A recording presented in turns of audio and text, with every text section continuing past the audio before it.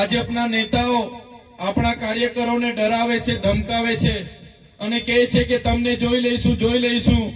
એટલે એમને પણ કહેવા માંગીએ છીએ, ભાજપના નેતાઓ પણ સાંભળી લે.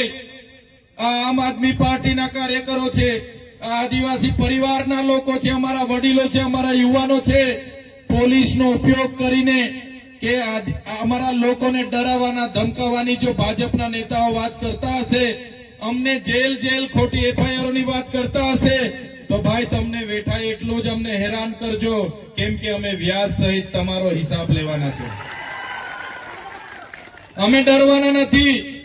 અમારી સાથે જે જેલની રમતો તમે રમો છો, અમારી તો ત્રેવડ છે. 3 મહિના, 5 મહિના, વર્ષ, 2 વર્ષ જેલમાં રહીશું ને તો પણ અમે તમારી સામે ઝૂકવાના નથી.